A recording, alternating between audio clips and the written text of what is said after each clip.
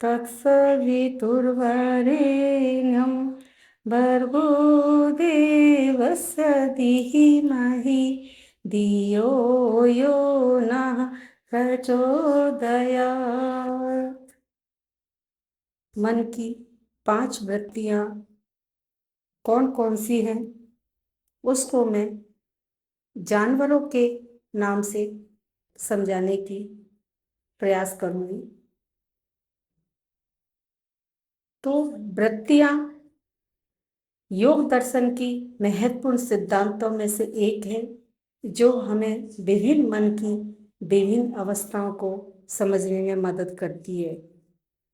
तो वृत्तियां किसको कहते हैं? चित्त के व्यापार को वृत्ति कहते हैं। अतः जो हमारे मन में विचारों का संकल्प चलता रहता है, स्फूर्णा चलती रहती है, उनको वृत्ति कहते हैं। और चित्त प्रकृति जन होने से त्रिगुणात्मक है। तो ये वृत्तियां कौन कौन सी है? क्षिप्त, मूढ़, विक्षिप्त, एकाग्र और निरुद्ध। क्षिप्त कौन सी है? जानवरों के उदाहरण से समझते हैं।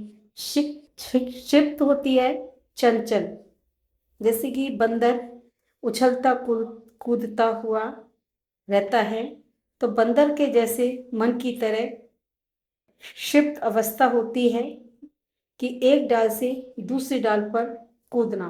मन बहुत चंचल और अस्थिर होता है। ये एक विषय से दूसरे विषय पर बंदर की तरह लगातार भटकता रहता है और किसी भी चीज पर स्थिर नहीं रहता है। यह अवस्था सुख दुख लोभ मोह क्रोध की बाहरी उत्तेजनाओं की भी होती है। दूसरी है मूढ़, जड़, अज्ञान से भरपूर, जैसे कि डंकी, गधा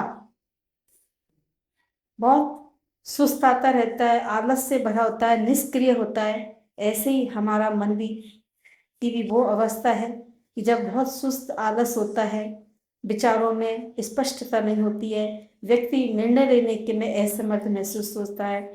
यह तामसिक गुणों से प्रभावित होती है।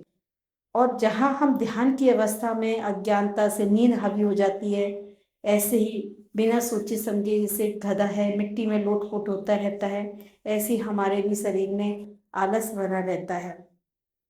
जैसे हम कभी सुबह के समय उठते हैं तो हमें बहुत आलस रहता है, एक बिस्तर से दूसरे बिस्तर पे लेटते रहते हैं। तीसरी है विक्षिप्त अवस्था। ये ध्यान की थोड़ी सी एकाग्र अवस्था है। तो जैसे कि तितली, इसमें तितली का उदाहरण दिया गया है। जैसे तितली एक फूल से दूसरे फूल पर बैठती है, उसका रस रस पीती है, ऐसी विक्षिप्त अवस्था में मन कभी कभी स्थिर और एकाग्र हो जाता है और कभी कभी भटक जाता है। ये क्षिप्त और एकाग्र के बीच की अवस्था है। यहाँ मन में थोड़ी स्थिरता आती है, लेकिन बाहरी या आंतरिक कारण इसे फिर से विचलित कर देता है।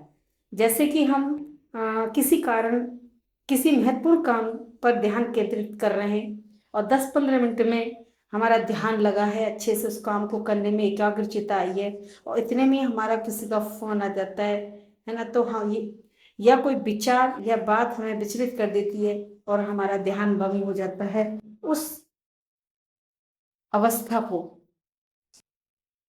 ऐसे हम ध्यान मग्न होते हैं, तो उस व्यवस्था में जो हमारे अड़चन आती है और मन इधर उधर हो जाता है, वो विक्षिप्त अवस्था है।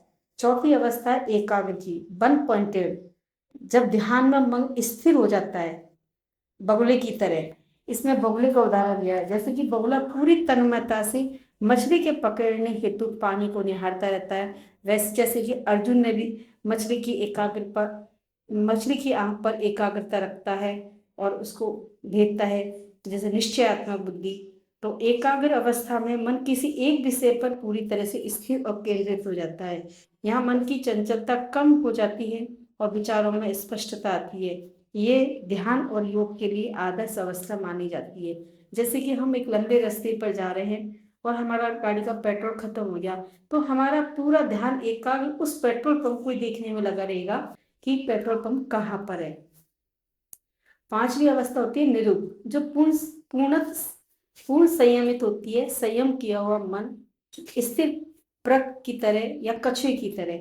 जैसे कछुआ 4 महीने बालू में ध्यान अवस्था में अपने अंगों को समेट कर पड़ा रहता है और उसके ऊपर कोई गाड़ी भी चल जाए तो उसको कोई फर्क नहीं पड़ता है।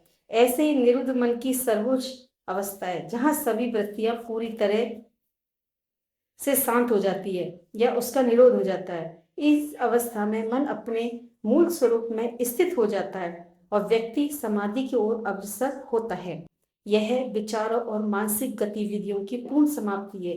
यह अवस्था गहन ध्यान या समाधि की स्थिति में ही प्राप्त होती है, जहाँ व्यक्ति को स्वयं का और ब्रह्मांड का एकत्व अनुभव करता है। यहाँ कोई विचार या भावना मन को विचलित करती ही नहीं है। यह वह अवस्था है जब मन पूरी तरह से शांत और शून्य हो जाता है, जहाँ द्वंद्व और आत्मा परमात्मा का भेद समाप्त हो जाता है। ये पांचों वृत्तियां हमें मन की विभिन्न गतिशीलताओं को समझने में मदद करती है और बताती है कि कैसे मन को चंचलता से स्थिरता और पूर्ण शांति की ओर ले जा सकते हैं। योग और ध्यान का अभ्यास इन्हीं वृत्तियों को शांत करके एकाग्रता और निरोध की स्थिति प्राप्त करने में सहायता होती है। और ये निरुद्ध की जो अवस्था है वहीं निर्विकल्प समाधि लगती है, असंप्रजात समाधि। और जो एकाग्र की जो अवस्था होती है उसमें सह विकल्प समाधि या असंप्रजात समाधि लगती है। धन्यवाद सभी को।